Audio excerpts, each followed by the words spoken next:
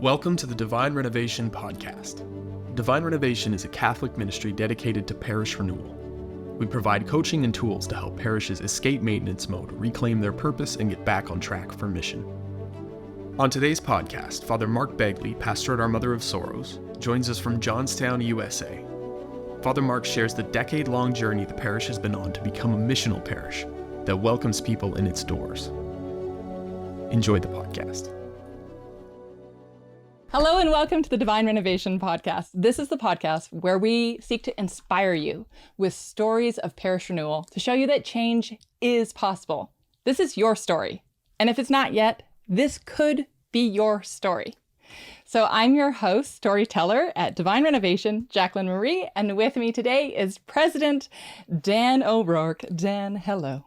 Jacqueline, I always love showing up and hearing a new story and meeting often a new person. I mean, this is, I look forward to each and every one of these. It's so much fun. I feel bad for all the listeners who don't get to show up and actually be live because it is a blast to meet some of these amazing people we've been meeting and talking to and hearing their stories. I have learned so much already through meeting the folks that have been on, and I can't wait to learn more. You've got a priest coming on today to hang out with us. Yes, I do. I have Father Mark, who's coming to us from Pennsylvania in the United States.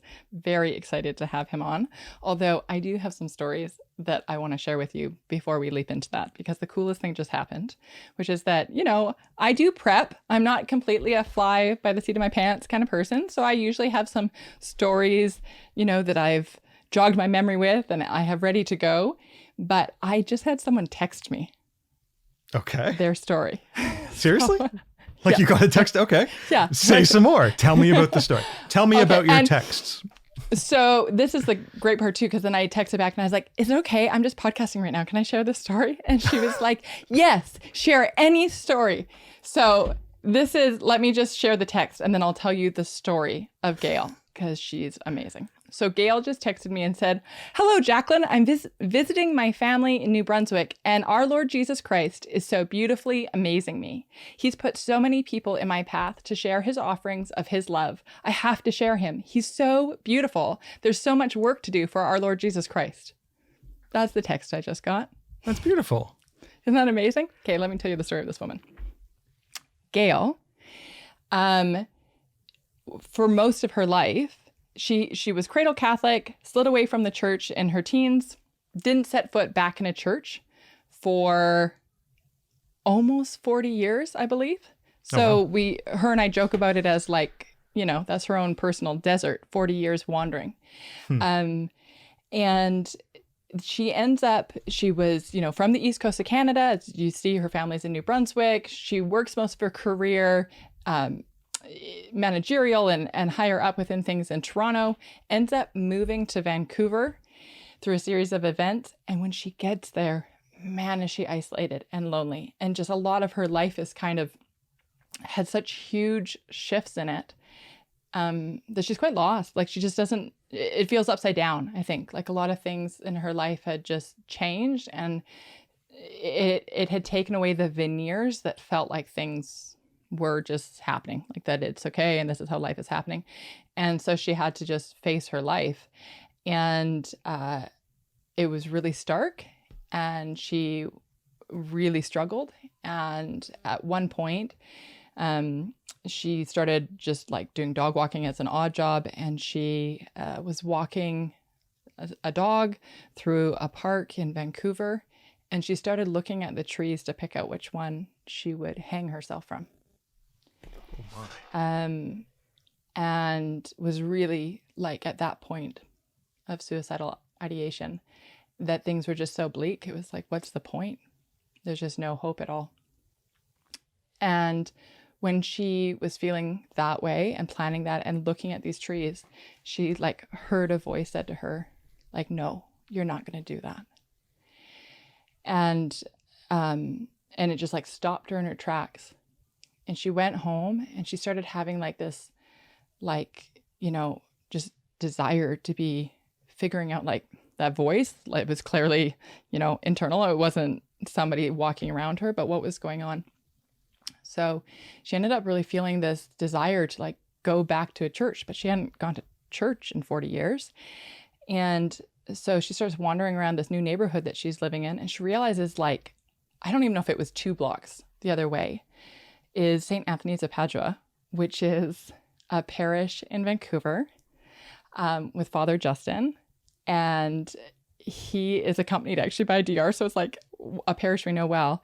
And they are super welcoming. So she walks in there and they just welcome her. She's kind of like, hesitant, like midweek showing up to church. I haven't been here. They super welcome her. They're inviting her to all these things. People are talking to her and she's just like, gets this spark in her. Like, what is this about? And then this hunger grows where she just is like, okay, I'm going to follow through. Like whatever these people are inviting me to, I'm going to go to. She gets invited to, I think it was some kind of book study or something, but she gets the date wrong and shows up to Alpha instead. No way. She wasn't even like, they were welcoming, but they had not invited her to Alpha. And she just showed up and they were like, oh, like, okay, you can come. She was like, great. So she accidentally ends up in Alpha. Gail's conversion story is like one of those ones where it was like, she was walking this way in total despair. She meets Jesus through Alpha and she's like, sunshine. Like when you meet this woman, you're like, I don't know if I can keep up with your joy. Like, I'm grumpy about my coffee being cold. And she's just like beaming. And Jesus so took hold of her life that now, like, not only is she incredibly engaged in her church, incredibly engaged in volunteering with Alpha, but every single morning, she works in construction now. And before she heads off to her job, for hours in the morning, she wakes up early to spend time in the Bible, like hours. And then just in prayer with God. Like, she's like, oh yeah, that's like the best part of my day. Like, so that's now what her norm is. And she will periodically send me texts of people she's evangelizing to wherever she goes. She'll be like, in a pub. She'll be like, I just talked to 2 guys about Jesus. She'll be traveling to go see her family. I just told my whole family about Jesus. Like, it doesn't matter where she is. Gail's like, can I tell you my story? Can I tell, like, she's just, because for her, it's not about like she's putting it on. It's that real of she cannot stop proclaiming his name because of what he has done for her. He took her from death to life. And I just love the fact that it's like, yeah, that's the story of evangelization. And thank God that parish was in a place where they were ready when she was walking by and she was in that place where the Holy Spirit had started prompting her to come, that they were like reaching at a hand and like, come on in. So that's my story about Gail that I had to share with you. It's an amazing. I wish Gail was joining us. I mean, no offense to Father Mark, who is joining us, but I love the story. There's so much in it, right? Like, one of the things that certainly stood out for me is that the parish, so Saint Anthony of Padua, they were ready. You know, they didn't know Gail. But they were ready, and I wonder how many Gails, darken the doors of parishes around the world and the parish just isn't ready. Yeah, it reminds me of that parable in the New Testament in the Gospels of the bridegroom coming, and how and all the women are supposed to have their what do you call this thing I'm motioning with my hand, lantern, whatever it is. They're supposed to have their lights lit. Right? But their oil has to be full. And those that are not prepared miss out. And I feel like that's so, this parish was ready. Their oil was full. Their light was lit. They were ready to welcome her in to the feast of the bridegroom. Yeah. And without it being, even smooth. I mean, I love that she showed up accidentally at an Alpha. I mean, that's hilarious. Those are like, okay, yeah, God's taking you to Alpha. Your invitation was from the Holy Spirit. How'd you like that one? And so I love that was part of her journey. But I'd so deeply appreciate like the community at St. Anthony of Padua, that, their welcomeness, that, they were able to see her, welcome her, the hospitality they must have in place in order to make that possible. We at some point we got to get Father Justin or someone from that parish on too, because I mean it's a great story of what God's doing in that particular parish. The other thing that stuck out to me, Jacqueline, and we know this to be true, and we Catholics can be a funny bunch. The reality is that the best evangelizers are often those who have just been evangelized. Yeah. And I don't know that we always appreciate. I don't know that we always appreciate that. And in fact, I'd say, look, the reality is in most Catholic parishes, if you're recently evangelized, we rush you so deeply into catechesis that we often miss out on the opportunity for you to evangelize the people that might be around you. So what do I mean? That's a weird thing to say. Well, you've never really lost out on the opportunity. I mean, first of all, you can evangelize anybody. God can work in any way he so chooses, et cetera, et cetera. So those are all absolutely true. But, when you go into a church with a bunch of well-formed Catholics, there's a certain maybe culture vibe that is other than sort of regular secular people in the West, we'll say, right? And so, we church-going folk, we begin to lose sight of that because, we swim in the water of our churches, of our parishes. We're used to a certain style, whereas people who are in the secular world and haven't yet found their way into relationship with Jesus or into a parish community of any sort, it looks very often different than what they're used to. It looks nothing like the pub down the street where they regularly drink. It looks nothing like their high school friends whom, they throw back a beer with or go for a slice of pizza. These are fundamentally different looking communities. And so, we Catholics can often be experienced as a bit other and different, especially if we're well into our journey with Jesus. And this is where I think, you see the recently evangelized have this great opportunity because they're not as other. They're still of the world and in the world, and the way they talk, the way they behave, the way they appear can often feel more relatable than those of us who've been going to mass every Sunday for the last 40 years, right? We seem more distant than those who are recently evangelized. Yeah. And the language we use around it, and even that sense of when you're talking about it becomes normal when you're good church going folk, when it's just this routine, it's like, well, this is normal to me. And so especially if you've been raised in the church your whole life, it's like, I don't even actually know what this not being normal would look like, feel like, sound like. Mm-hmm. And so, both of my parents converted when they were older. My mom in her late teens, my dad in his mid-20s. And for both of them, it was this profound, life-changing pivot moment. And so when our story has been one of, I was always in the church. It doesn't mean I didn't have moments of doubt and then growth and all those things. And that's beautiful too. But I don't know that moment of, I had a friend say to me, I would really love it if I could have faith. I would really love it if Jesus could be true for me. But I think it's too late because I'm an adult and it looks like you need to learn when you're a kid. And I was so saddened by that, how for him, that was the only example he'd ever seen, was that people either always had a faith or you just missed out. And because I have the examples of all these stories of people like Gail, people like my parents, that it's like, no. Your age does not exclude you from Jesus entering your life. And so then I can at least share those people's stories because that's not my story. And so for somebody that is an adult, it gives them also something to hook into and relate to. Like when you're talking about the evangelization that is possible for new believers or, reconverts, whatever people's story is later in life. Are you ready for that person that needs to be sitting next to you in the pew to arrive? Yeah. Like in a way of thinking of there are people missing right now from your parish. Like what you might be thinking is, this is who we are. No, you guys, every parish is missing a whole bunch of people because they're not all there. So there's a whole bunch of faces that we need to be welcoming because there are spots invisibly taken for them that they have not yet entered into and sat down in. So let's get ready so that when they walk in, we're we've been waiting for you. It's not just oh, you're here. We've been expecting you. I'm so glad that you came back home. I love it. So Father Mark Begley, who's I've been waiting Johnstown, for him, Jacqueline. Yes, you've been waiting for him. I've been waiting in his invisible podcast, Mike.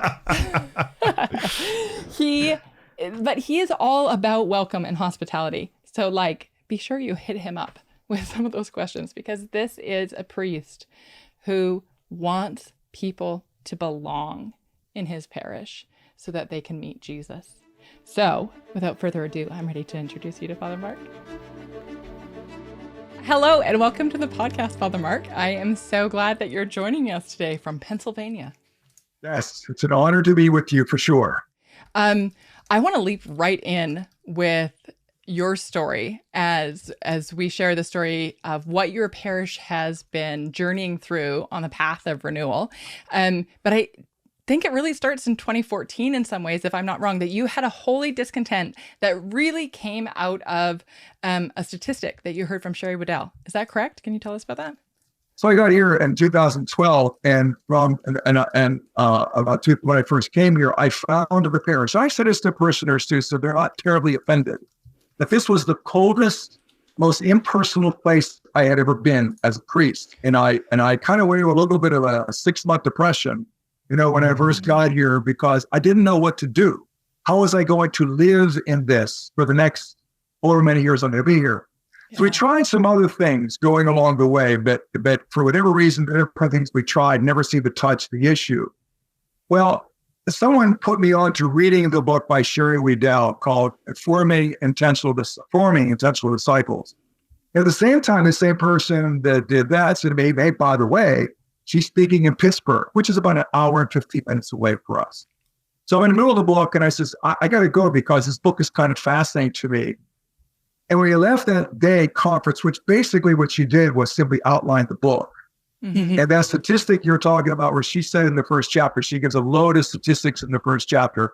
But she said, probably, and I've heard similar statistics, that maybe 6% of Catholics have what we would call biblical faith, which she described and defined as biblical faith. That shocked me that she said it out loud, but it didn't shock me that, because I thought she's absolutely right. In my experience, I've been a priest for 39 years. Now, this is back in 2014. So I've been a priest for some 30 years or so. And I believe that she was correct, but I never heard it out loud that way. And that touched me and changed me. And so we're driving back, there's 5 of us that went, and I'm thinking, I can't do the same thing anymore.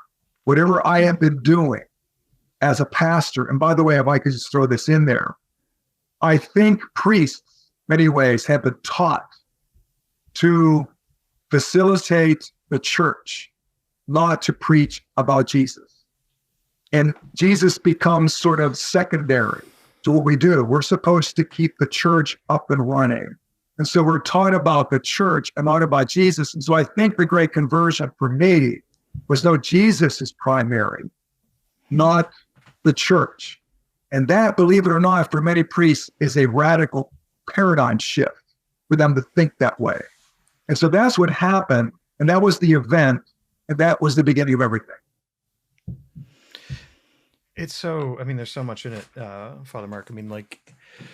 So, I get to travel a lot in my role inside Divine Renovation. And so I meet so many amazing priests around the world. I sincerely do. But I think what you're saying is profoundly on point, and a distinction that's often lost on even priests, right? It's like, did you fall in love with the church, or did you fall in love with the Savior? I'd say it's startlingly common. So if there's a priest listening, it's like, yeah, I don't know, I've had. It's like, yeah, well, welcome to the majority. I think, at least in my experience, talking to guys all over the place, it's like, yeah, it's pretty common that they haven't had that encounter. In point of fact, they didn't even realize they had an invitation to, right? It's like, oh, I didn't realize I could have an encounter. What does that look like? And that's a priest saying that. Yes, right. Yeah, and so that you start that as your starting proposition, and then you look at Sherry Waddell's, and I love that book. It's a wonderful book, and Sherry did a great job with it. And you look at Sherry's assessment of the number of people that are true believers, or intentional disciples, or biblically believers. It's like that number of 6%. That that matches my assessment and the assessment of people we're connected with. Like there's your starting point, right? Like if you're lucky, you got 6% in your pews already. And so, but the awakening, and this is what I love about your, how you started your story here. It's like, you're by putting Jesus at the center of your life and having that like, recognizing that is a thing. It's like, well, you can't give what you haven't yet received. It's hard, right? Yeah. And so you have to have personally, and this certainly applies to pastors, parish priests, but it also applies to even lay leaders. It's like, well, have you opened yourself up to that relationship? Did you put Jesus in the center of your life? Really? Now, that happened to me when I was 24. So that was something that was a game changer for me back. I was, as a teacher at that point. But when you're in the seminary, you're taught more about culture sometimes, the culture of the church than you are about. So Jesus, I was talking about that, was like secondary. It's more about falling in love with the church. Anyway, I think the way you said it's better than the way I said it. Falling in love with the church, yes, but Jesus has to be primary. Fall with Jesus first, have that relationship with him. I think I mentioned this one of the first times we were chatting, Father Mark, because you had hinted at some of this, and I was really surprised just because to me, if I think about, committing my entire life to becoming a priest, that's such an enormous step that I assumed it would need that transformational experience of meeting Jesus personally like that to be willing to do such a big thing. And you talked to me a little bit about like, well, no, you might be following that path because you're being, faithful to the church or what have you. And I just think, but what great hope when we think about all these priests that are already being so dedicated and faithful. They're already doing those things without that transformational. Just wait till Jesus comes in. Like, you know what I mean? Yeah. Like, it's the same thing that I feel about, I remember speaking to a deacon in Australia that was talking about, we did statistics in our churches and it looks like the majority of people that are showing up are women between the ages of like 65 and 75 that are doing it out of routine. That was that diocese in a specific situation. And I said, yeah, but how flipping exciting is that for 65 years, they've showed up every Sunday just because of it being routine? Like, just wait till they realize Jesus has been in there every time. Like, yeah. How wild is that going to get? And also, whenever you start and telling them about Jesus, that scares them. Because they know that Jesus is going to, stir the pot here. Yeah. What's that? C.S. Lewis's The Lion, the Witch, and the Wardrobe. He's not safe, dearie, but he's good. Yes. And so they're scared about that because even the priests are, because they realize he is going to change you, and that frightens them because they're in control at a certain point. Yeah. When Jesus comes on board, you're going to hand it over. Yeah. I love that quote of he's not safe, but he's good. Because it is that thing of what we think is safe is probably harming us. My controlled little life is not what I'm being called to. But that we can still have trust in that. I want to take you back to, so you have this holy discontent. You're talking about like things have to change. So does that start with evangelization? What do you start to change in your parish first when you're like, no, we need Jesus? The first thing we did, I had, my big idea was we're going to give everybody this book. And there's a workbook that goes along with it, and we're going to do this. And then my staff said, no, we're not. We're not going to be doing that because that's your cerebral approach to all this stuff. So they said, we got to find something that brings them together as community. Well, Sherry mentions in the back of her book about Alpha and Christ's life and different things. Well, I will tell you the little story that we stumbled into Alpha. And so I gathered together 40 people. I asked 40 different people in the parish, can you come together for a meeting with all this? And so I asked them, I gave them the idea, we're going to try to evangelize the parish here. What words are less? And you want to do Christ's life? I described each of these things. And they picked Alpha. And then so we decided, I wanted to open Alpha to the whole parish right away. They said, no, you can't do that. Matter of fact, one of them had me talk to Father Ricardo because I was sort of adamant that I was in part recorded did Alpha, like I think 1,000 people showed up the first time they did it in this parish or something like that. We just did it with 40 of us first. We had some lady that in the area that knew about it. And so we did it for it. It was the most remarkable experience. Then we opened it up to that. And then we had 150 people show up the first time, 150 people show up the second time, 150 people show up the third time. And we've been running it ever since. And we would say, those numbers are crazy. Yeah. I know, maybe about 1,500 people from outside the church parish too, maybe 500, 600 outside the parish have done the Alpha course here in the city of Johnstown. And that was the big determining factor for us. Then after the second Alpha, the big question became, what are we going to do now? What's next? Then came the idea of small groups. So Alpha became the pipeline to small groups, to hospitality, focusing on the study experience, which Father Mallard talked about so well, and readjusting all of our faith formation for kids and adults. Everything got completely changed. All of that came from that. And we went to the Amazing Parish Conference where we met Father Mallard. He spoke there. That's how we began to run into Divine Renovation. And his book was a great changer for us and all of that. And so we began to do all those different things along with what he was saying in the book. And so that was all the different, they kind of happened rapidly at that point. Yeah, I can see how the pieces were clicking. So your numbers are pretty crazy. How big is your parish? Like average Sunday attendance? How many showing up on Sunday? 700 to 800 and a weekend. So, and how many came to your Alpha? Just like, how many were at your Alpha? All word of mouth. We tried to do a billboard once. It was complete total failure. Didn't work at all. But it's just all word of mouth. Everything we did without, we never advertised. Yeah, but your numbers are ridiculous because you said so how many, okay, I'm still staggered by this. So you've been running Alpha for 8 years. And so in 8 years, how many people do you estimate that you've invited through Alpha? 1,500. I'd like to point out that's almost the size of the town that I grew up in. That's incredible. And now we have Alpha running in Johnstown in 1, 2, 3, 4 different places. There's a Lutheran church.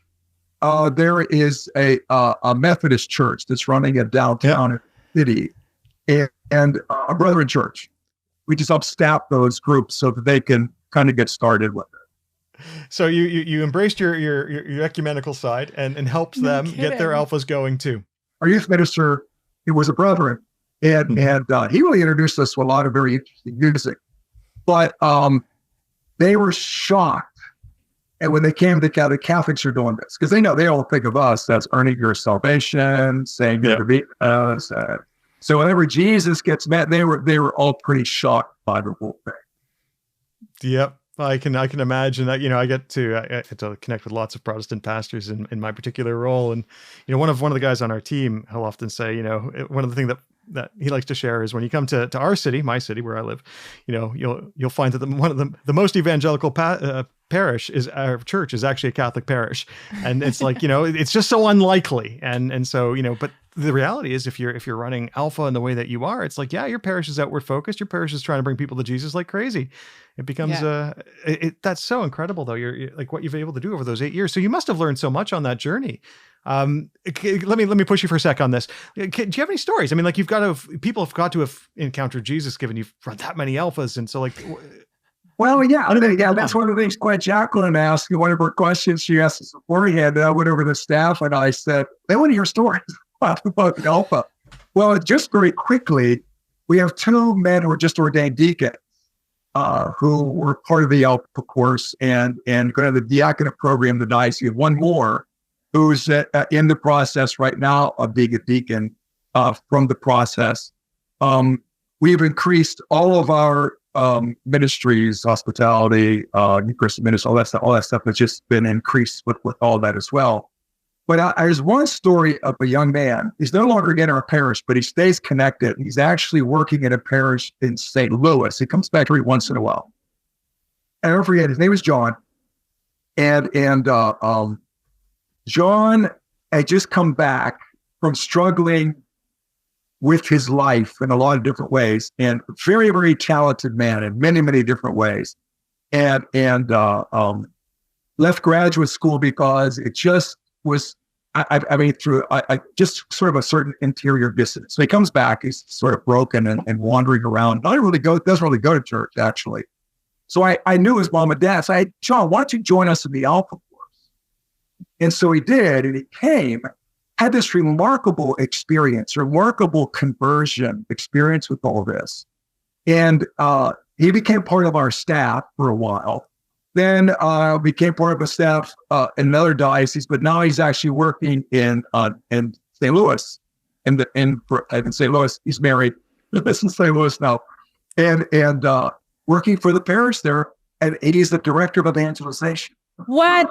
In the parish, and he plays just beautiful music, and was one of the main players with our praise and worship band and everything else that we have doing different things. And so that's just one story of just the average person. I think everybody in our staff has, of course, taken the course, and so I think it's really important everybody's on board with all that. There's another person that gave a witness talk at the conference about Alpha. His name is Doug Putchko. I'm not afraid to say that one on there and he talks about how nominal his faith was for so very long. And like you were saying, why do we go to church? I'm supposed to. Maybe I'm going to help. I have to. Well, he came to, and what we do that, we were doing more praise and worship music at the time. And he would sit there like this, if you could see what I'm going to sit there like this. And so one time he saw one of the men in the parish, my parish administrator's husband, Ed, he actually went like this at one point. So Doug thought, Ed can do it, I can do it. So he kind of opens his arms up like this. And now at that Mass, Sunday Mass, he's got his arms out and he's praising and worship. That's amazing. This is Doug all the time. And so very much respected part of the parish. And when he starts talking about things, he's very cathartic and has all these tears all the time. He starts talking about his faith in different ways. So those stories are kind of common like that, of different people that have had their faith changed. Now, I have to say that that doesn't happen to everybody.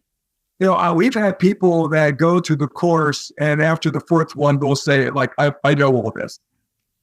You really don't. But anyway, so they might think kind of drift away. But there are many, many people that have changed to the point of, Mass is just a great joy, all the time, and being able to celebrate the liturgy with them and their joy that I see of their faith. And here's a big thing I would say. As a priest, for my first 30 years or so, you're the priest, they're the people, and there's this invisible divide between the two, because they're them and you are you, and there's a difference. Mm-hmm. Now, the people that my peers are my friends, because we can talk about one thing in common, and that's Jesus Christ. And we've had the same experience, all of us, and we can talk about that in a brotherly, sisterly kind of a way, where I'm not the man on the top of the pyramid anymore. I'm the priest. I get that, but I'm one of them in many, many different ways. I'm their friend. Is that being part of the same family thing, right? It's like going from, you talked about it being cold when you first came in. And I think of my little guy is 5, and it must have only been like 2 or 3 weeks ago. After Mass, we have like a little coffee time and that kind of thing. So he chats up literally everyone during that period of time. And one of the women was saying to William, because William's always trying to figure out like who's in my family. He's still at that age trying to figure things out. And so this woman's name is Sarah, and she goes, "Oh, well, I'm part of your family." And William was like, "You are?" And she goes, "Didn't you know that everybody here, that we're actually all a family together?" And William got so excited. Now he talks about it all the time. Oh, we're all a family, actually. And that's a big deal to him, which I love, especially being an only child. He's like, yes, I have so many more people. But I want to hear how your parish moved from a place that was so cold that you felt like you were slipping into kind of despair in those first 6 months, to a place that is that kind of welcome family. That That's a really good question, because I don't want to tell you that everybody thought it was the best thing ever because they didn't do that. Because, as we were talking about earlier, the paradigm shift to church, to Jesus, is pretty frightening sometimes. Mm-hmm. And there are people that simply could not get on board. Now, also, too, I was being called a Protestant minister. Alpha isn't Catholic enough, which doesn't make any sense to me. When Rainiero Canta La Mesa, who preaches to the Pope, is one of the great most prominent advocate of it. Cardinal Schönborn, who is the editor for the Catechism of the Catholic Church, is interviewed in it and everything else. So I got that from a lot of priests. Stuff. So people did leave the parish because of it. But then there are those who came, and then there are those who left and came back again, because they began to realize that we weren't changing religion. We were just introducing Jesus into ours, because he is the center of all this. And so that when they began to see that, that was a big game changer. And so actually in doing a lot of this stuff, we all together as a staff and a leadership team began reading a book about change. What's this thing about change? Change is an interesting phenomena that I never really thought about much. But for now in our life with the church, given the world we live in today, we must change. And I think the fear of change is the biggest fear we must get over to be able to continue our life in the Western world as believers, because it's still by and large, most folks are terrified of change, and that change being Jesus back into the center of all this. Mm-hmm. So it was a lot of sleepless nights. It was a lot of wondering if I'm doing the right thing, wondering if this is right, because many of the things we did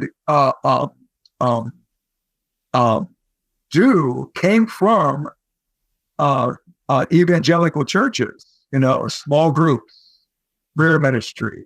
But anyway, so all of those different things, are we doing the right thing? Are we off the beaten path? Because so many people told us we were, and I was. It was hard. I'm a bit of a coward. I mean, deep inside, and so moving forward, it's just so like you couldn't not do it. It was kind of a thing like that. I know it's a double negative, but. Yeah, but I love that, when you read Shari Waddell's book all those years earlier, that, that holy discontent was placed in your heart. It's like, this isn't good enough. Because if we don't change, we're going to stick with the 6%. Like, really? Like, that's the choice? Like, instead of Or in change? the Netherlands, the 1%? It's worse other places. And this is the funny thing about change. I spent a lot of time thinking about change. And it's not because I'm not happy where I am, but the nature of what we do, and certainly the nature of Divine Renovation Ministry itself. The team shifts and changes all the time. It's like, and so, but the funny thing about change is, change is painful, even for those of us who might not be as averse to it, right? So I'm a little more wired for change than the average person. But that doesn't mean it's necessarily pleasant or fun. It's just, you choose it. But often we don't choose change until the pain of staying the same is greater than the pain of that change. Yeah. And I think what becomes incumbent on us and you and it's certainly what was incumbent on you, I think, at the time, and other leaders who might find themselves in a similar stage as where you might have been when you were starting to feel some of this stuff. It's like, well, have you properly articulated the pain you're in? See, what Shari did for you is she articulated it. She's like, 6%, Father Mark. How you feeling about that, man? Right? And it's like, well, that's not good enough. And so she gave the words, language, and framing that made you feel like, that's not good enough. And she also said in that book, some other place, that the REs, the secretaries, the priests are included in that. Yeah. She was saying all that too. And I know she's right. Yeah. We often don't speak about those things publicly, right? Because it's a black mark, but it's true. Yeah. Yeah. So, we don't even ask the question, are you a believer, whenever we fire people sometimes, in the church. Worry about what. And I think most especially, and I won't go off into this, our schools, Yeah. Yeah, but this is what creates great mission opportunities. These are in many respects mission fields. Sometimes the mission field's your own staff, and I mean, like, this is the reality with a lot of pastors, parish priests out there. They're like, they inherit a staff from the previous guy, and it's like, okay, my staff aren't really on fire for Jesus. Like, I got to start there, I guess. I lost some staff over it. Did you? Yeah. Wow. We lost staff. Yeah, it was sad, but they were willing to jump on board, and they willingly left. Yeah. Well, they weren't really there to begin with. Or, if there's not alignment on the vision, then there's division. And if you've got division, you're not going anywhere, right? So it's like you've got, it looks like you're losing, but really you're gaining. And so, it's a bless and release scenario. Yeah. And our vision is something we talk about all the time. It's constant. I hope most of them could actually articulate it for you, but it's something we talk about a lot. That's brilliant. What I love about what you shared is, like, thinking of the story of John, the guy that who came on fire. Yeah. So that John, I mean, there's lots of Johns we could be talking about, but the first story you shared there about John, who went to Alpha and certainly got on fire, and now he's the director of evangelization at another parish. Like, this is the stuff. Like, this is the stuff that's crazy, right? Like, the impact of your parish, it cascades, right? These things cascade once you start, and it's the same with how you've blessed some of the non-Catholic churches around you in terms of their evangelization effort. Like, the fruit of your parish extends so far beyond your walls because of what God's already done inside those walls, and that stuff that leads to generational that's the whole impact, community. right? Like, I'm like, what's happening in Johnstown, right? Like, if you go to that community and there's this spillover happening also in all these other churches, like, I dare someone to go there and not get caught by Jesus because. I remember reading in Divine Renovation, about how they send out little teams into the community. I forget what chapter it was, like the foundation, I think. But I was intrigued by that, I love hearing stories too of, like, when even like small groups start becoming empowered so that, they're like this little mini evangelization team that just want to be like, oh, can we take over that aspect for the parish so that we can help? And then we want to reach out, or we have this initiative in the community because they're on fire too. The small groups are out there. Like, for example, one of the parishes, the Methodist parish downtown in the city, started these dinners for the homeless out there. And one of the particular small groups we have here cooks the dinner once a month down there for all of those. Another small group will take some other thing. And so I think the real a maturity of a small group is what they have outreach into the community. That's how a small group really grows up. And so how long ago did you guys start your small groups? Because after the second into Alpha back in the end of 2015, we did one great big push with Rick Ward's book, The Purpose-Driven Life. Yep. And we tried to get anybody we could to get those small groups there. And then we have 25 of them now. 25 of them. Holy smokes. Okay. 25 small groups. I'm still like, it's your numbers are crazy given the size of your parish. It's funny. So I'm laughing a little bit to myself because you called Father John Riccardo. So Father John Riccardo is a well-known priest in the United States.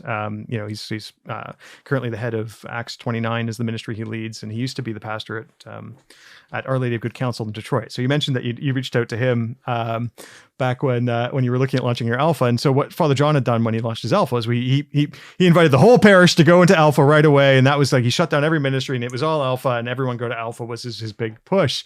And so it's interesting because you did that with small groups. so you didn't follow Father John on Alpha, but you're like, I'm going to use that tactic when it comes to my small groups. And we're going to get everybody in a small group next week. It's like, wow, would you do it the same way if you could do it again?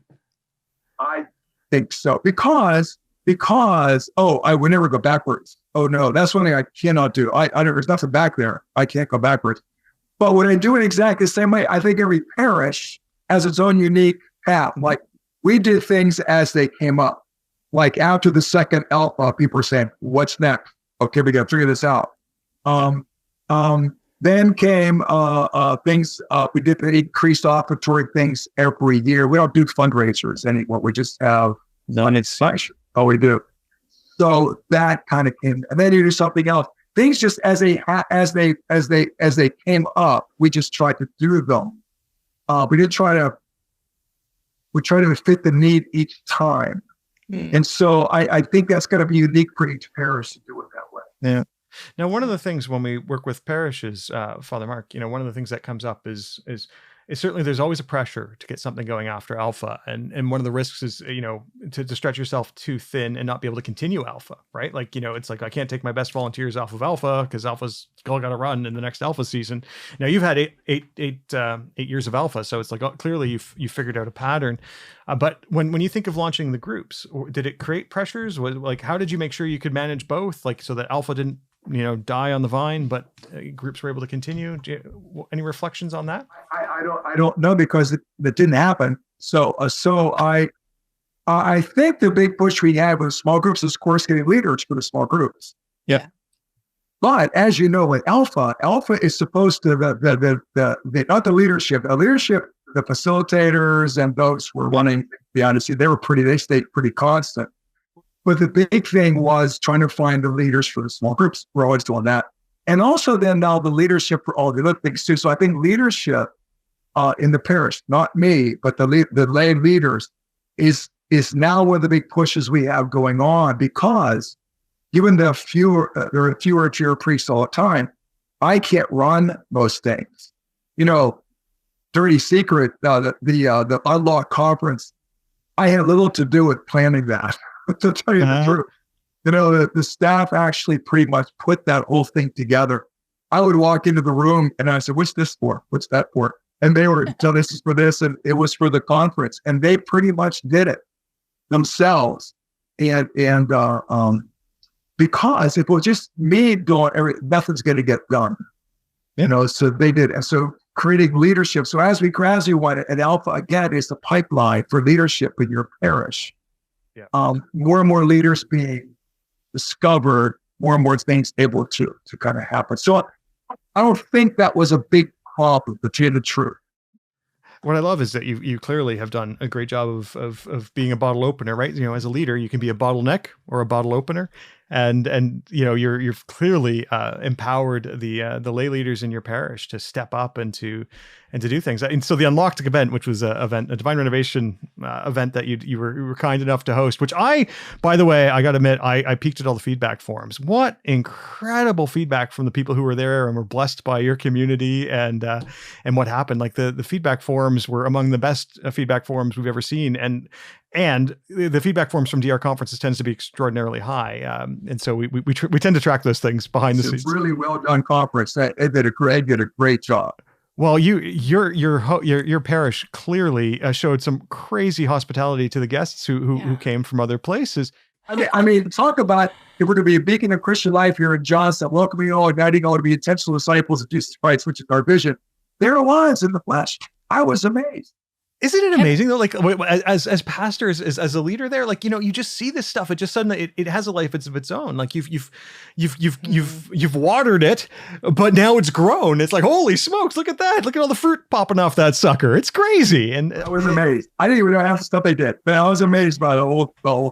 It was quite an honor to watch them just work.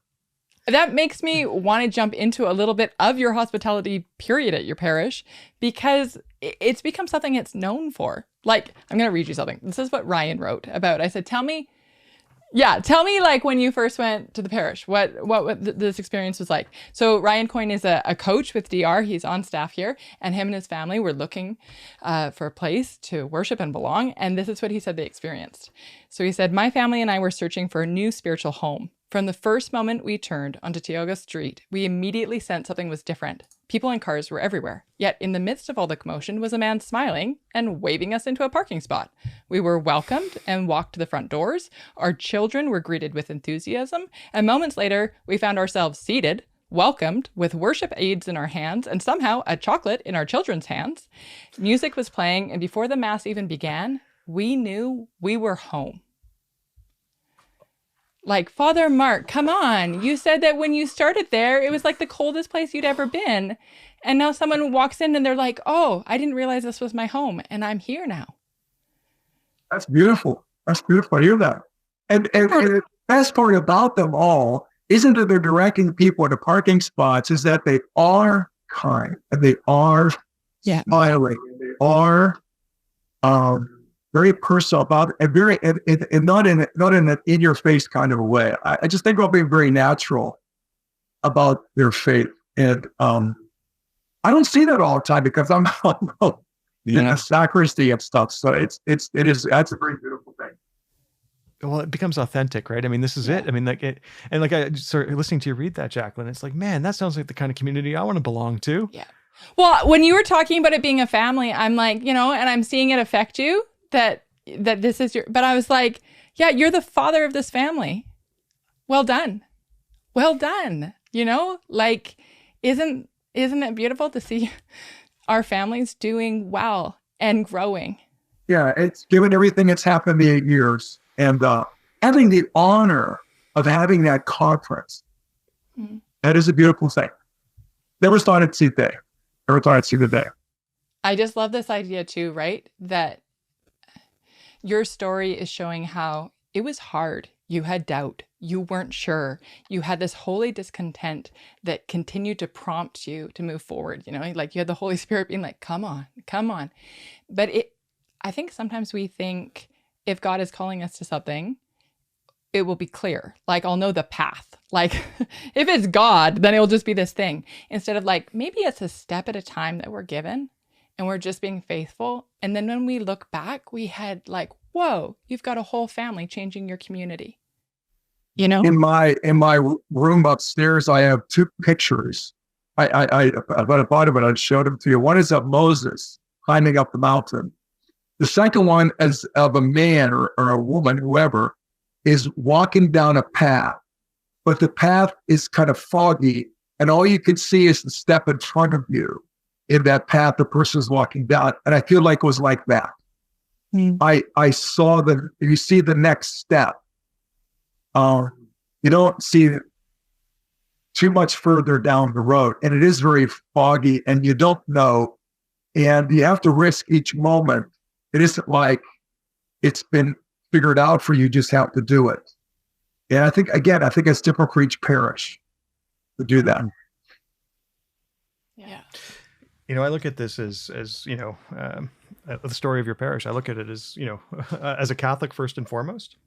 And, Jacqueline and I were talking earlier about creating conditions for our kids to stay in the faith. Like, how do we, what are the conditions that are necessary? And we were talking a little bit about how, we need strong role models around them, not just us. Like, we do our best, me and my wife, we do our best. And it's like, but we know that it's the other role models around them, the community around them, that begins to, it creates the conditions under which that they can be more solid in their faith. And it's like, you've created a community that doesn't just bless the generation that's worshiping. You've created a community that is the kind of community that, I, as a father of kids, I'm like, that's the kind of community I need to make sure my kids stay part of. It's like, I need them to have other role models, that there are other people in my parish, people slipping them chocolates. Like, so it brought a strong memory back for me, at my parish, St. Benedict Parish, where Father Simon Lobo is pastor right now. And it's like, I can remember, I know the people who slipped my kids candy. And it absolutely has happened. Like, my mind goes right to it. And those are people who, they've made more of an impact than I think they understand. Yeah. And it almost makes me feel like I should be like, I'm not blessing other people's kids quite enough because I'm receiving. I know, you're in the stage. Yeah, it's like, but what a great environment it is for families. That's our next big push. Ryan is helping us with our next big push is young adults. To really be there. There's a tough group, and we're finding out to get young adults, we'll get kids. I love it. It's exciting, right? Like that's what this stuff is. I have never been bored through the whole 8 years of all this. You want to talk about a purpose-driven life, right? It's like, we're going to look back and okay. So right now you have listeners that are priests. You have listeners that are parish leaders. You have parishioners who just heard what just was described as a church and were like, oh, I want to go there. What advice would you give when they're early in that journey, they're thinking about doing it? What advice do you have for people that were where you were 9 years ago, 10 years ago? I first of all, I think, and if you look at the pyramid or the iceberg that Divine Renovation uses, I was talking to the priest, the heart of the pastor. They got they have to believe this. They have to believe that there is a renewal to be had, number one. And there is a path for all of that in their parish, number two. And that Jesus, it needs to be at the center of all that. If we're going to make sense of the church as the church really is, number three. But the heart of the matter, we got to be convicted. We have to be convicted that this is the right thing so that we could change the culture. I think primary to all of this is changing the culture. I probably do pretty much anything culture. What's that quote?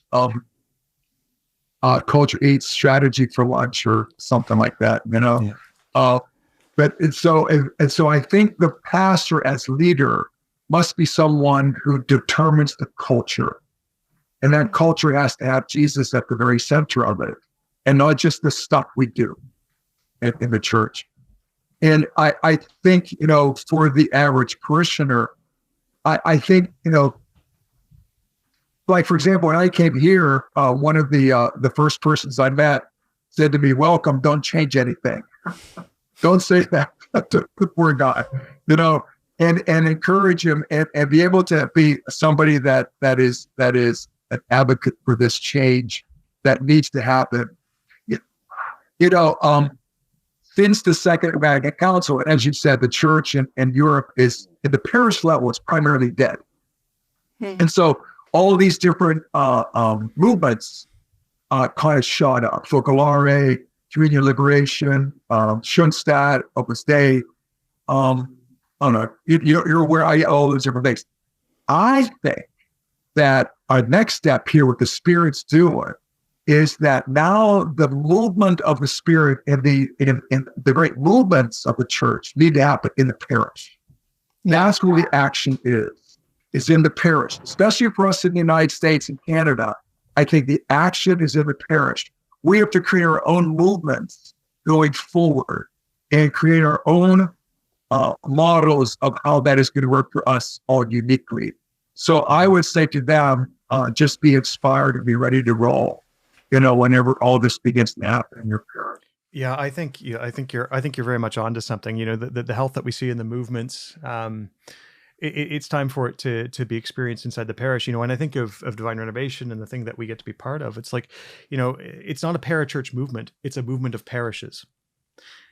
And I think that's the season we're in. That's what I sense the Spirit is driving, is like this amazing movement of parishes from across, you know, the United States, Canada, across Europe, indeed the entire world. You see these movements of parishes of guys like you, Father Mark, who are showing the way for others to follow. So who are, you know, with whatever foibles and weaknesses you may have, you're showing new ways forward, new solutions to what are fundamentally new problems as we try to serve in this season.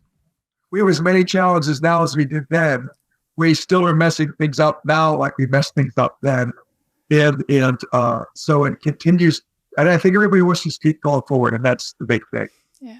Do you know what I love when you're talking about this movement in the parishes, from the parishes, with the parishes, is I just get like that image, right? The parish is on the move, and it brings it right back to the image that you brought up with C.S. Lewis's Lion, Witch, and the Wardrobe, right? Aslan is on the move. Like everyone is whispering, like God is moving amongst us, in us, and through us. And how lucky are we? How blessed are we that he invites us to be part of it? So I'm so grateful that you came on the podcast today, Father, that you shared with us your story, but also that you helped inspire people that at this moment are going to hear this and they are going to become part of this movement and join what is happening. And God bless you guys. For Divine Renovation has been a tremendous part of what's going on in our parish here, and will continue to do that. And we're just very grateful for you guys. And for capturing what you have, and most especially leadership, the primacy of evangelization, and of course the Holy Spirit. They are the big three. They're meant to unlock everything for us. So thank you for that. Thank you, Father.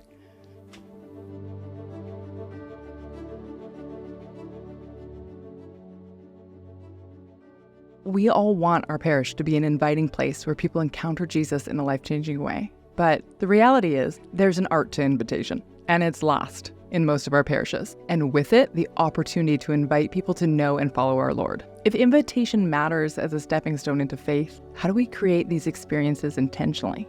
Join Heather Kim, Father Stephen Langridge, and Katie Back at our upcoming online event. Register today at divinerenovation.org/events.